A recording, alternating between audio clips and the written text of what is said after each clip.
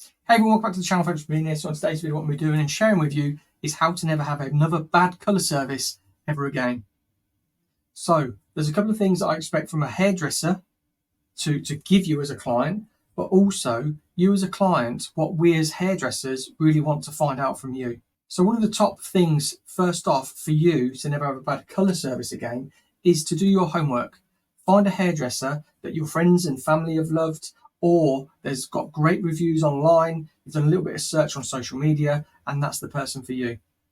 There might be some key points that you need to look out for, and that is obviously education of the stylist. Do they keep up to date with current trends and techniques? And do they do a good consultation? And that is the biggie for me. So when you step foot in that hair salon for the first time, there's a lot of anxiety and fear of just hoping the person you're going to be sitting in their chair today gives you the colour that you've always wanted. So a really good question to ask is, what is your current hair colour and condition like for you? Can you tell me what you love about your hair colour right now? And talking about love, we find it very difficult to compliment ourselves. So we're going to say, oh, I like the brightness, but what I don't like, and then it leads on to, I don't like the condition, I don't like how it fades, I don't like the regrowth, I don't like, and so on. That gives us a really good understanding of what the client's needs and wants are from this appointment. So now that they've told you what they don't like, is there any issues or anything that we need to address? Medication for one. Are they a DIYer? DIYer. So is there any concerns that we need to address? Anything that they would love to get from their hair appointment? Is there anything that us as hairdressers could to delve a little bit deeper? Medication, home colouring, a lot of heavy styling, swimming, gym, all these things will lead to colour fading and not being able to predict the result that we want to achieve on today's appointment. Do you have any allergies or sensitivities when it comes to hair colour? So prior to the appointment would have been a 48-hour skin test, patch test. And if you're not patch testing your clients, and if you as a client go to a salon and they haven't patch tested you, so I would turn around and walk straight out the door of that salon. Because if they're not putting your health as a number one major concern of theirs, then what else would they be doing?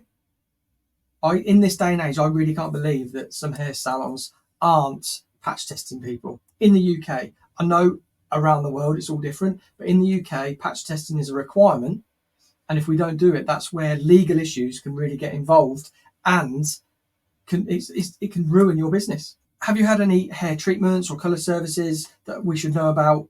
And then that's where they can sort of say, yeah, I treat my hair every week, twice a week, I use this. Colour services, it was about 4 weeks ago, I was at somewhere else, had my roots done. Reason I'm here is that they've sort of faded or it didn't match. There was some banding, and that's where we can really start to understand that this client actually knows about their hair and they're not achieving or getting what the result that they're actually looking for. So are you looking for permanent colour or sort of demi colours, semi-permanent colours, temporary colours in today's service? Because this can often give you a really good insight again into what the client is not getting from previous sort of colorists or colour services. One thing for me, taking people away from permanent, if they don't need that 100% coverage and moving over to demi, it could be an absolute game changer because your regrowth doesn't come through as much. You get this sort of beautiful fade away and it's a quicker service. So how often are you willing to come in for a maintenance? And if it's anything over 10 weeks, then we really need to be looking at something maybe like a balayage, root melts, something very low maintenance. If they want their roots covered and they don't want to see any roots coming through, then every 4 to 6 weeks. If it's bleach, every 4 to 5 weeks. But if we take them to demi colour, that is where we can sort of prolong it and push it a little bit because we're not going to get that hard demarcation grow out. Another big question, what's your lifestyle? What do you do day-to-day basis? Have you got the school run? Have you got gym a lot? Do you swim? All these things can take a massive hit on hair colour. So if you don't have much time in the morning and you're just shampooing, not really conditioning, just shampooing, putting your hair up, getting to the gym, jumping in the pool, then we've got to really talk about how we're going to maintain your hair colour for whatever you're going for. Because all those things I just mentioned can make the colour fade. It can sometimes, depending on the amount of chlorine in pools, it can change the colour. So they're the things that we also really need to know. And then finally, are there any specific sort of highlights or features that you would love to sort of pull out, like enhance? So if they've done any research themselves, they'll probably have some pictures now. You can get your phone out, grab some pictures off Google. All of what they've told you about the whole service, you'd have made a mental note, you'd have gone through Google, and you've been bringing up pictures to show them of something around that you think would be very suitable for them. And then that's the point to be like, how's this? And they're like, oh no, that's way too blonde. Oh, okay, a little bit more natural.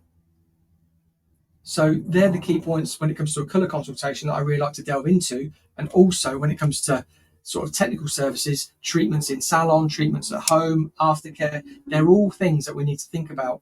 But if you walk into a salon and you don't get a good thorough consultation and you're continuing to get hair colour that you're not happy with, then if you love the stylist, have a sit down chat with them. Just phone up and say, look, before my next appointment, could I just come in for a consultation? Just to have, I'm thinking about a change. Could I just have half an hour, 15 minutes of your time, and we can have just a good sit down? I've got some pictures that I want to show you that I'm thinking of.